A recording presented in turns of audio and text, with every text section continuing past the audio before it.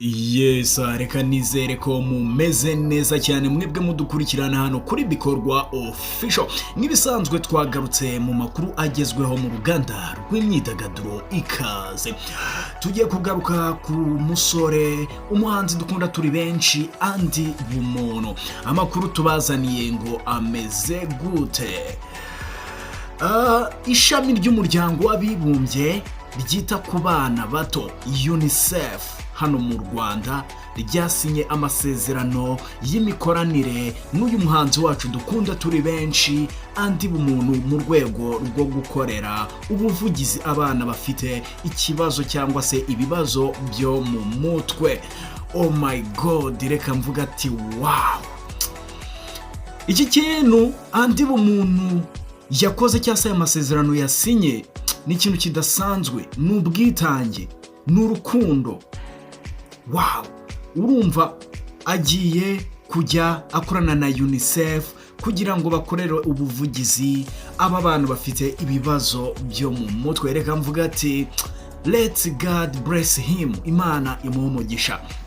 So ni amasezerano yashyizweho umukono ku itariki 10 harejo hashize ukwakira uyu mwaka turimo ku munsi mpuzamahanga wahariwe ubuzima bwo mu mutwe.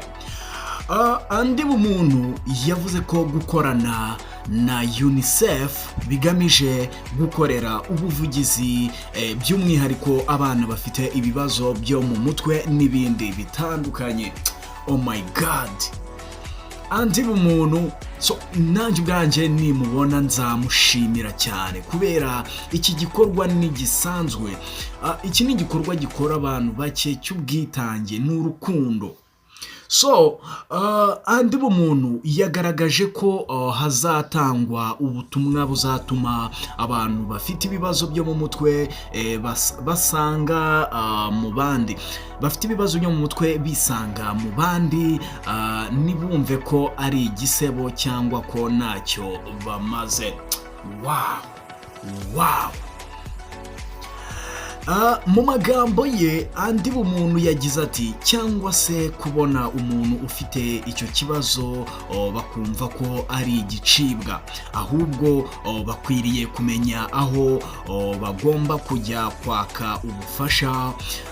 Ibyo ni bizadufasha mu kubaka umuryango nyarwanda. Ayo ni amagambo umuhanzi wacu akaba n'umunyamakuru Andi Bumuntu yitangarije. So Andi Bumuntu avuga ko azakorana n'inzego zitandukanye kugira ngo ubwo butumwa bwose bugere kuri bose.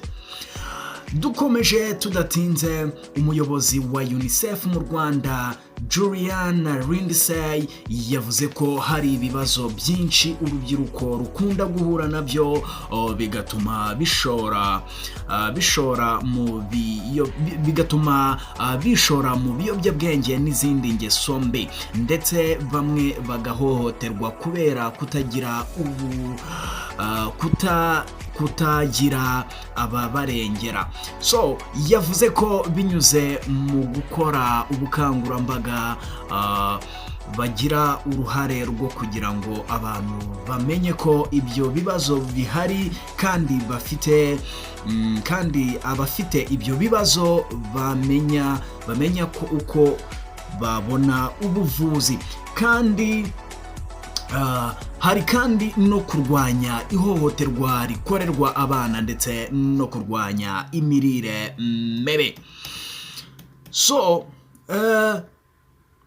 Kaige Andi Bumuntu Fred, uzwi nka Andi Bumuntu nyine mu muziki, ni umuvandimwe w'umuhanzi Umutaragabi. Izina Bumuntu yarihisemo nk'iry'ubuhanzi agendeye ku bumuntu n'umutima ukeye yiyumvamo, kugira ngo birusheho kuba umwimerere we. Ngaho izina Andi Bumuntu aho ryaturutse. Uyu musore wize ibijyanye n'amashanyarazi yatangiye umuziki mu 2009. Yanabaye kandi umwe mu babyinnyi bakomeye mu itorero Mashiriki, ndetse yariherekeje mu bitaramo ryatumiwemo mu bihugu bitandukanye hirya no hino ku isi. yakunzwe mu ndirimbo zirimo ndashaje iri mu zo yahereyeho, yanatumye amenyekana On Fire, Valentine, KK 509 cyangwa se Umugisha, Appreciate n'izindi zatumye yubaka izina mu gihugu cy'u Rwanda no hanze yarwo. So ngayo nguko amakuru twari tubazaniye kano kanya mu ruganda rw'imyidagaduro cyangwa se showbiz, ni hano kuri Bikorwa official. Nk'ibisanzwe turabashimiye, naho mu yandi makuru ari buze gukurikiraho. Bye.